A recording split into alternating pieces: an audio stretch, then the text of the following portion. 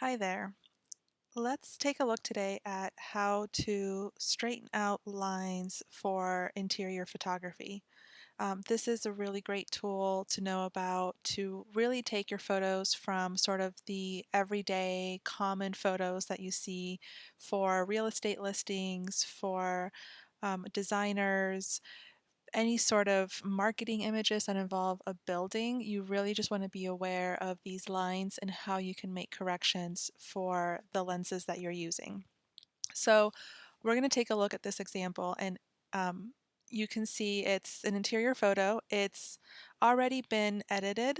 So I've corrected the lighting and I've gotten it how I want it to look, and I'm happy with it. But you can notice that the lines are not vertical. And that's really what you want to always keep an eye on is, are your verticals truly vertical? You can see here they're definitely slanted. And you want to take a look at distortion. You can see a little bit of this curved distortion here. You can see it bowing a little bit.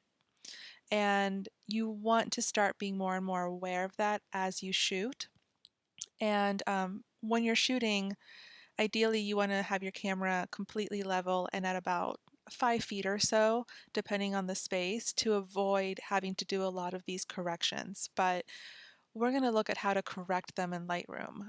Keep in mind that if you have a lot of distortion, if your camera is pointed very far up or down and the distortion is very strong, you can still do these corrections, but it's not going to make it look like it was shot straight on because it's just going to be so distorted that you're just going to be stretching it way too much. So you do want to minimize the distortion as much as you can in camera.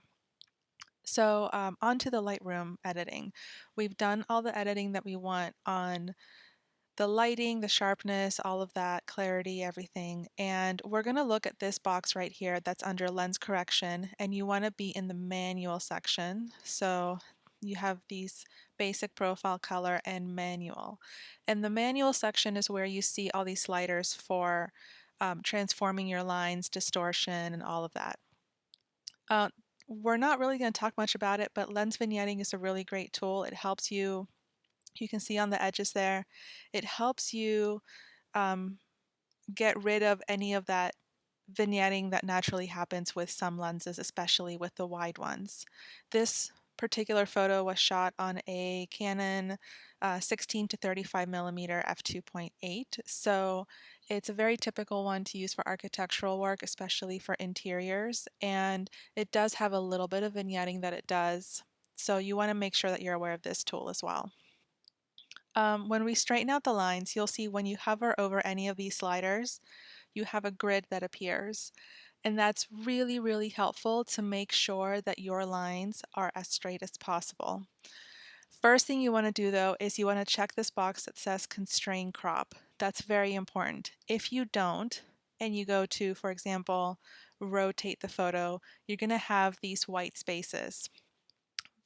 Whereas if you click constrain crop, it's going to keep everything within that frame. So you're going to rotate and it's going to change the scale of it to fit what rotation or what adjustment you're making.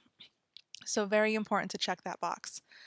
And then what I always do is I start with the center line. So here we actually have this corner of the wall that is towards the very center of the frame. I'm going to use that as my guide. So the first thing I do is I go to rotate and I make sure that that center line is as straight as possible. So there we go. And you can see it's much straighter. Let's just go maybe like 1.5. So that's looking pretty straight to me in the center. So this line is straight. So now that my center axis is completely straightened, I can start working on the outer lines. So these edges of the frame, you can see this line is no longer quite as turned, as rotated as it was originally because we did that general rotation.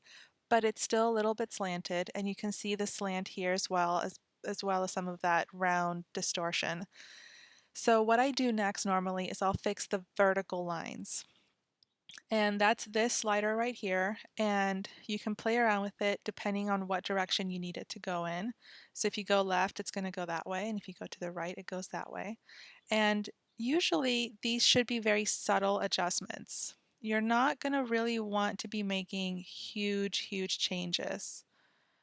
So I'm going to leave it right about there for now. And what I'm looking at is this line right here. I want to see how this door frame lines up with that grid. And I'm looking at how this door frame lines up with the grid. So it's not perfect, but it's an improvement. So I'm going to go check the distortion because I've noticed that there's this little bit of a curve right here. So I'm going to see if I can fix that. So if you go to the right, it brings the center in.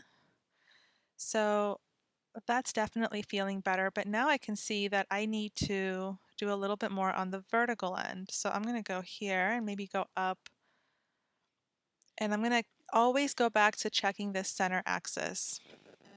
So I'm going to turn that center axis a tiny bit.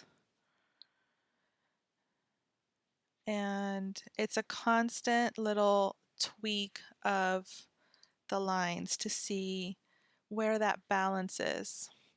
So right here, I'm pretty happy with how this looks. So I've done some rotation. I've kept that center line vertical as could be.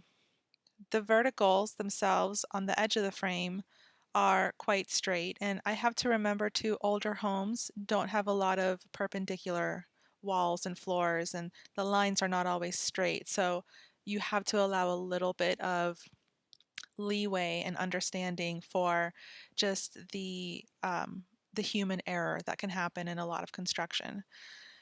So I'm happy with how those look. Visually, it looks a lot straighter. The distortion is quite fixed. I'm happy with that. I'm actually going to go up a tiny bit more. There, I think that feels better. Okay, so now we've used the rotation of the general photo to get that center axis perfectly straight, perfectly vertical. We've adjusted the rest of the vertical lines so that all the way to the edge of the frame it feels perfectly vertical and straight on. And we've adjusted the distortion to balance out any of that curvature that occurs towards the edge of the frame. If you need to, although I don't recommend doing a whole lot with this unless you absolutely need to, the horizontal slider is a good one to know about too. And this, we don't really have a lot of the horizontal lines to deal with, but this is good if you have any, like here we have some horizontal lines in the adjacent room. If there is some sort of composition where those horizontal lines become important, maybe you're doing a very graphic composition straight on for a certain wall or an art piece or something like that in a home, that horizontal adjustment is really great to know about too. So that's a good one to play with.